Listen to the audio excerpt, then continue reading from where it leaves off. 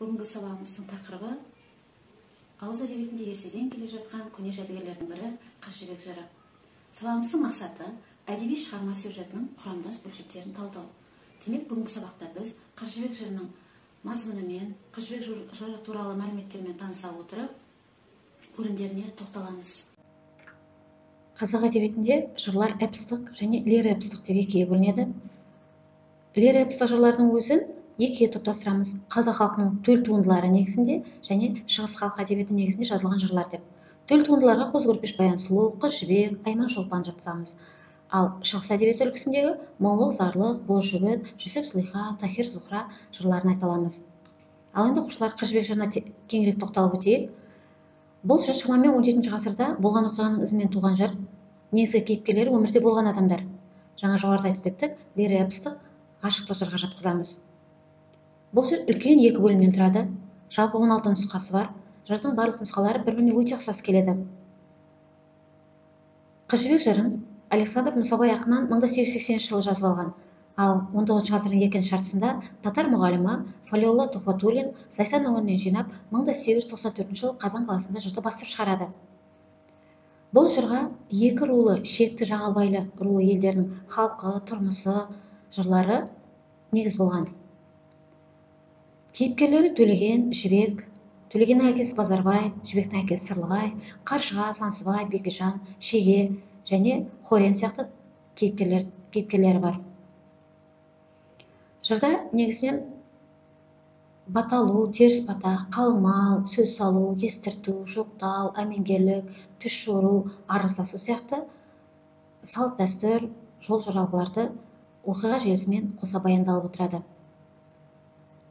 Осы Қыз жібек жырының негізінде 1971 жылы Ғабит Мүсірепов сценарийімен Сұлтан Қожық Қыз жібек фильмін түсіреді. Ол фильмдегі басты кейіпкерлерді Төлегеннің рөлін Құман Тастанбеков, Қыз жібектің рөлін Меруерт Өтекешева сомдап шықты.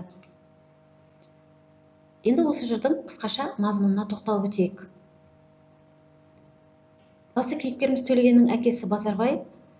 Базарбайдың үлкен обадан балалары қайтыс болғаннан кейін әйел алып, одан екі ұлды болады. Екі ұлдың арасы 9 жас. Үлкені Төлеген, одан кішісі Сансызбай. Төлеген 14-ке келгеннен кейін әкесі еркін өсіреді, өзі ұнатқан қалыңдығын алсын.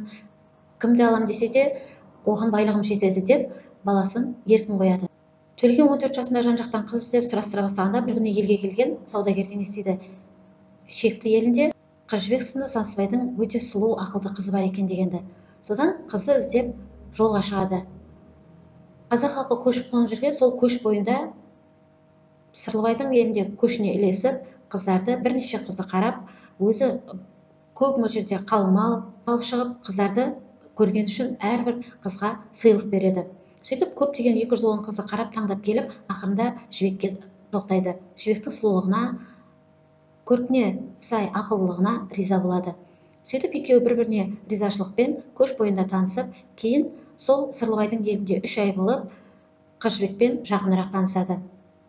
Бірақ сол елге қошемет көрсетіп жүрген, тағы да ерлік ісімен танымал болған Бекежан кейіпкер қосылады осы тұста. Бекежан да Қыз жібекке ғашық болып жүрген, бірақ Қыз жібек Төлегенді таңдады. Сөйтіп екеуі оңаша жолыққаннан кейін Бекежан Төлегенге қастандық жасап, ту сыртынан оқ атып, оны өлтіреді. Оны біраз уақытқа дейін айтпай, елге барғаннан кейін ол ісі түбінде әшкере болып, Бекежанның Төлегенді өлтіргенін біліп, Қыз жібектің жесір қалғанын білгеннен кейін, оған елдегілер оны жазалайды. Бұл бірінші бөлім бойынша.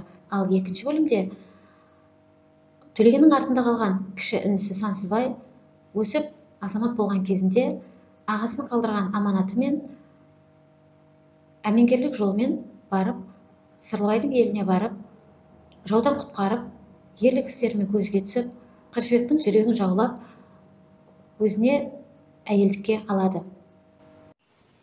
Сонымен оқушылар, бүгінгі сабағымызда біз Қыз жібек жыры туралы, лиро-эпостық жырлар туралы жалпы мағлұматтарды алдық және Қыз жібек жырының қысқаша мазмұнына тоқталып, оның бөлімдерімен таныстық.